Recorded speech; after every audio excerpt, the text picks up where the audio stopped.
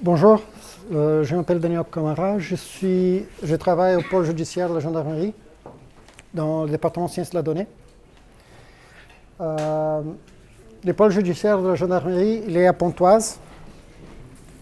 Il y a deux grosses institutions qui sont les services centraux de renseignement criminel, où il y a toute la partie d'intelligence criminelle, de compréhension de la criminalité, et l'Institut de recherche criminelle qui sont les experts qui font les analyses forensiques. Donc s'il y a une voiture qui a eu un accident, va être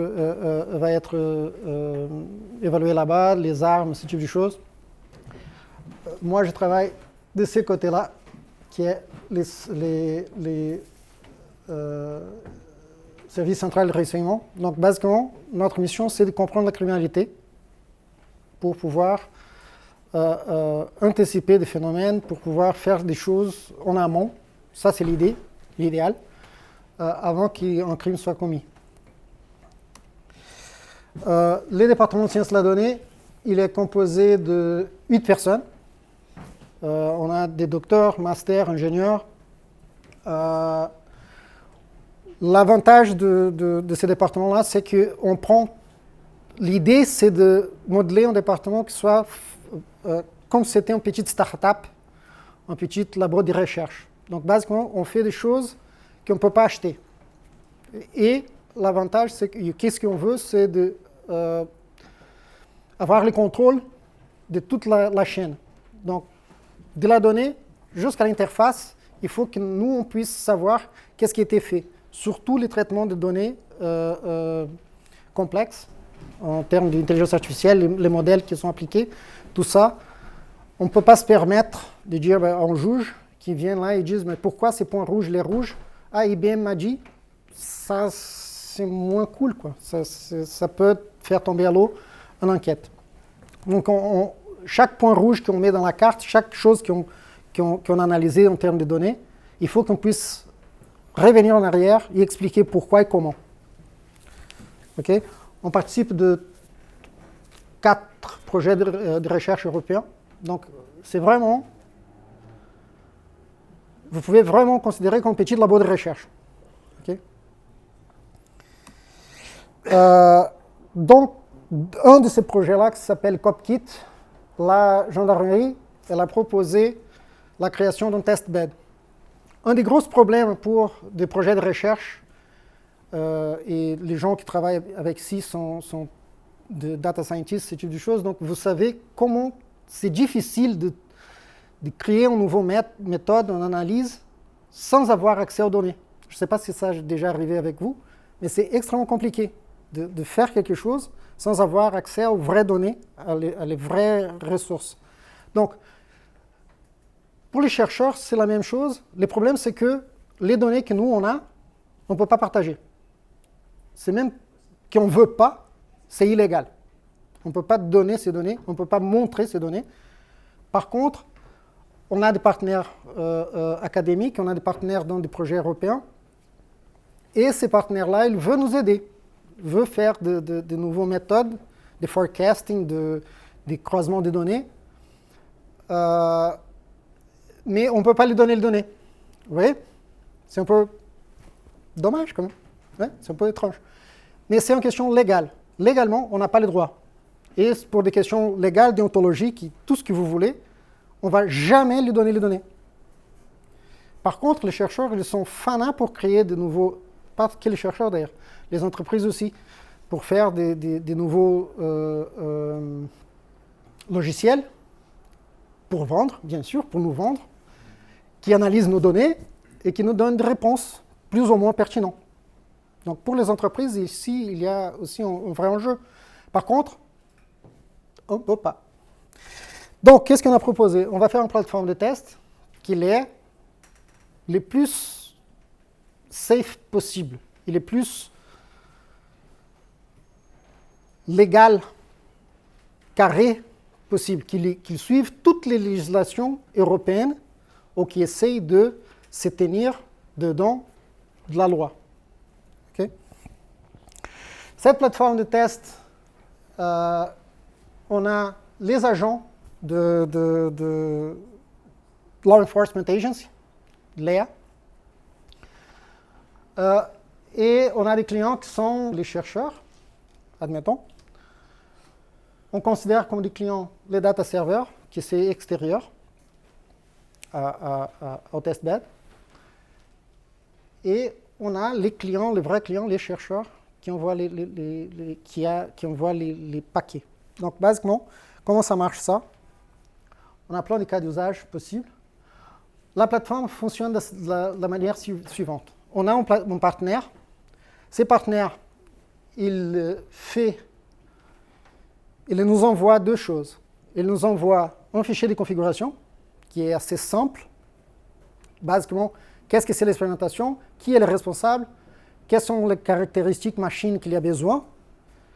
Et qu'est-ce que sont les labels, les labels de l'expérimentation qu'il va recevoir d'après. Donc, les serveurs de données, ça tourne avec Elasticsearch Kibana. La plateforme, elle est toute en container.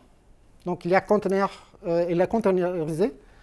La DMZ, qui c'est la Demilitarized Zone, elle est aussi en container. Tous les réseaux sont générés automatiquement et aléatoirement. Donc, quand le gars il rentre pour l'expérimentation, il ne sait pas qu'est-ce que c'est le réseau qu'il va tourner, l'adresse IP, il ne sait rien. On lui donne ça à la volée et on lui génère à chaque fois un nouveau numéro. Donc, pourquoi ça? Toute la communication dedans de la plateforme. Donc là, ça, vous pouvez considérer que tout ça, c'est une machine. Okay? Ces carrés bleus-là, il y a une vraie machine. C'est une vraie machine réelle. Dedans de cette machine réelle, on a la DMZ, les data servers, chacun des expérimentations qui sont des conteneurs Docker. Okay? Ce sont des conteneurs Docker. Chacun tourne dans un réseau privé, interne à la machine, qui est généré automatiquement. Toutes les communications sont sécurisées. On crypte toutes les communications. Donc, admettons qu'il y a un de ces clients-là qui essaie de faire un truc drôle, de regarder qu'est-ce que le gars de l'autre côté il est en train de faire. Il n'a pas la clé, il ne sait pas qu'est-ce que c'est l'adresse réseau. Il va devoir faire des probes dans les réseaux pour découvrir les IP. Et nous, toutes les communications, elles sont surveillées. Donc les gars commencent à faire quelque chose d'un peu bizarre, on les coupe, tout simplement. On arrête l'expérimentation, on tue la machine, on envoie un message au gars en disant « Je ne sais pas si tu étais en train de faire des bêtises, mais il a toute l'air. » Okay? Donc on a coupé ton expérimentation. Regarde ton expérimentation, peut-être qu'il y a quelque chose qui cloche. Si les gars ils répètent ça 1 ou 2 fois, c'est un client de manque qu'on a. On dit ça comme ça. De toute façon, c'est best effort, right? On est en train d'aider. Si on commence à avoir beaucoup trop de problèmes... Ah, j'ai oublié. La plateforme, elle tourne en air gap. Il n'y a aucun réseau. Elle tourne standalone. Elle est une machine qui est dans le coin du département.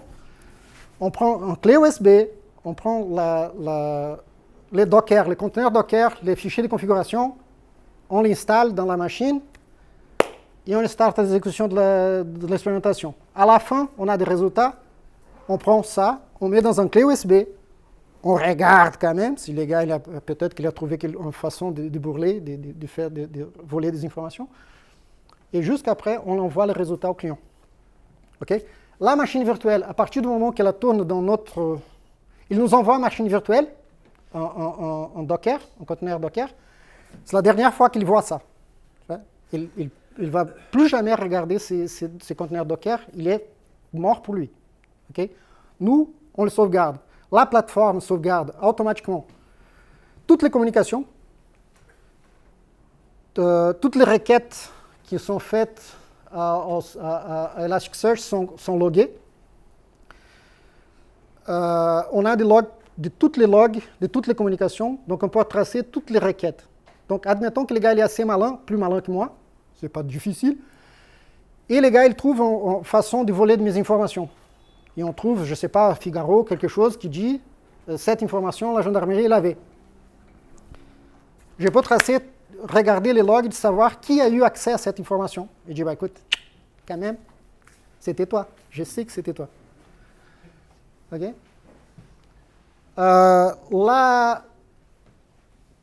L'ADMZ, les testbeds et chacun des machines d'expérimentation, elles ont des serveurs REST faits en Flask. La visualisation, elle est faite en Django. Et bien sûr, toute la plateforme, vous vous en doutez, la plateforme, elle a été faite tout en Python. OK? Les clients, ils peuvent faire toutes les requêtes qu'ils veulent. La plateforme, elle respecte dans la machine client là, dans la machine d'expérimentation, cette machine-là de client. Donc ça, c'est la machine qu'on a instanciée, que les chercheurs nous ont envoyée. C'est son Docker, on ne regarde pas qu'est-ce qu'il y a dedans. C'est juste qu'il doit implémenter une interface REST qu'on lui donne. Donc, lui, il fait des requêtes qui est locale, à son localhost. Cette requête en localhost, elle est transmise à la DMZ par la plateforme, qui est retransmise au serveur de données qui est en machine Elasticsearch, en Docker Elasticsearch aussi, avec nos données. Les gars, il n'y a pas accès direct à Elasticsearch. Tout se passe par la DMZ, et la DMZ filtre tout, qui ne soit pas des requêtes, de search. Okay? Tous les types de search possibles de Elasticsearch sont implémentés. Pas forcément dans la dernière version, je ne sais rien. Mais juste la version 7. OK? Donc, tout ce qu'il peut faire en Elasticsearch en termes de search, il peut demander à son localhost là. S'il essaie de faire un delete, un update, ce type de choses, la plateforme les filtre. Il ne peut pas changer la base de données. Il peut faire une base de données chez lui, donc il peut copier toutes les données qu'il veut chez lui, dans sa machine virtuelle, exécuter de la façon qu'il veut, mais il ne peut pas faire de delete dans la base de données réelle, ni update, ni rien. Okay? La plateforme les filtre. Donc, qu'est-ce que c'est notre problème principal? De notre côté, c'est le vol des données. On ne veut pas que des données soient, ça parte dans la nature, pour des questions déontologiques, pour des questions légales, pour toutes les questions que vous voulez. Donc, tous les trafics les encryptés, toutes les expérimentations, chaque nouvelle expérimentation, elle tourne dans un réseau privé encrypté. Toutes les fonctions de consultation de Elasticsearch sont prises en compte. Et l'export des données, elle se fait juste via notre API. Et les labels de chacun des requêtes, elle est dans de chacun des exports de données, il est dans les fichiers de configuration initiale. Donc, avant de commencer, le gars doit me dire qu'est-ce que sont les données qu'il veut enlever de la plateforme, retirer de la plateforme. On filtre tout ce qui est string, tout ce qu'on trouve louche, l'API les filtre. OK? Donc, par exemple, on va additionner une expérimentation. Via l'interface graphique, il envoie une requête au serveur REST de la machine réelle en disant, je veux créer cette expérimentation, c'est ces fichiers de configuration, c'est ces dockers-là. La plateforme prend en compte ça. Là, c'est un exemple d'un fichier de configuration tout simple. Okay? Ça, c'est nos fichiers de configuration des tests.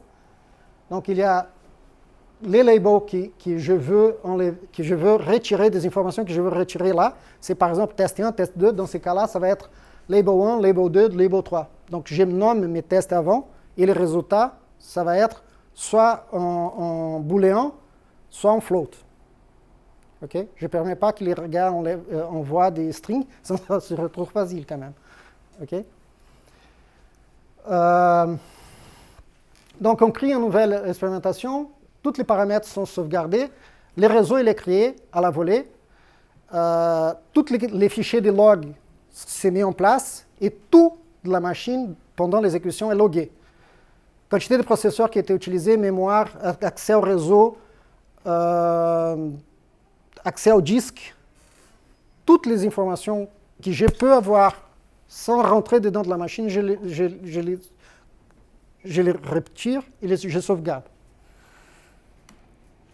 Donc ça, malheureusement, j'ai fait le mea culpa, j'aurais dû faire un démo pour vous de la plateforme en train de tourner, mais je m'ai pris en retard et je n'ai pas réussi à faire marcher dans Windows. Oui. Ça arrive. Je ne suis pas contre Windows 1, honnêtement, je suis agnostique des systèmes d'exploitation, mais la plateforme, elle a été faite en Linux, donc elle était tout conçue pour Linux, et malheureusement, je pensais que ça n'a pas marché. Okay, donc ça, c'est les dashboards de l'application, de la plateforme de test. Donc, ça, c'était fait pour être installé à n'importe lequel force de l'ordre européenne. Okay? Donc, la plateforme, maintenant, elle est en test chez nous. Elle est stable. Jusqu'à maintenant, il n'y a pas vraiment eu on n'a pas vraiment eu de gros soucis. Et elle va rester encore 1 ou 2 mois en test chez nous, avec des partenaires du projet européen qui nous envoient des expérimentations. À partir du moment qu'on est certain qu'on n'est pas en train de faire des bêtises et que tout marche plus ou moins bien, la plateforme elle va être exportée à d'autres partenaires, à d'autres forces de l'ordre européennes pour que les chercheurs puissent avoir plus de données différentes, plus de possibilités de recherche différentes, avec des langues différentes, avec des types de données différents, tout ça. Donc là, on a dans ces côtés-là la CPU, l'usage de la CPU de la machine virtuelle. On a les statistiques de la machine réelle, de la machine virtuelle, pour que les forces de l'ordre, les agents de force de l'ordre, ils puissent regarder et dire, bah, écoute, cette expérimentation est en train de tuer ma machine, j'arrête l'expérimentation parce que je ne peux pas. Ou, ma machine elle est bien, tranquille, je peux lancer une nouvelle expérimentation. Donc on a des statistiques de la machine réelle et de chacune des machines virtuelles qui sont en train de tourner à ce moment. Donc là, utilisation de mémoire, utilisation de réseau, accès à des données, read-write du disque. On a plein d'informations de performance, comme ça. On ne regarde pas dans la machine du gars. Donc, les clients nous envoient une machine. Pour nous, c'est un black box. La seule chose qu'il doit faire, c'est implémenter l'interface REST qu'on lui donne. On lui donne une interface REST en Python, open source, qu'il peut regarder qu'est-ce qu'il y a dedans. Parce que, par exemple, autant nous ne veulent pas qu'IBM nous vole nos données, IBM ne veut pas non plus qu'on vole leur algorithme. Donc c'est un peu, tu vois, on veut s'aider, mais on n'a pas trop de confiance en l'autre. Ouais, c'est un peu comme ça. Donc ça, c'est un requirement. On ne regarde pas qu'est-ce qu'il y a dedans. Mais on sauvegarde tout. Tu fais une bêtise, je sais que c'était toi. Okay? Donc, les logs, par exemple, là, il y a des logs d'exécution. Basiquement, si vous voulez, là, par exemple, c'est comme on avait dit, label 1, valeur 55, à ce moment-là de l'expérimentation. Toutes les données, donc ça, c'est les fichiers de log que les clients il reçoit. Sont les logs que les clients peuvent recevoir, parce que nous, on a toutes les logs de toutes les exécutions, tous les accès, toutes les searches, toutes les requêtes sont loguées. Donc, on a d'autres logs qu'on ne les montre pas, mais que nous, on a. Et de toute façon, on sauvegarde la machine à l'état initial et on sauvegarde la machine à l'état final. Si on a besoin de faire un audit dans ces machines-là, on le fera, avec ou sans le consentement de l'entreprise. Parce on peut les faire. On ne veut pas les faire parce que c'est une question de politesse. On ne les fait jamais. Mais si on a un soupçon, on peut faire un audit. Et merci à vous pour l'attention. Et c'est ça que je voulais vous dire. Si vous avez des questions.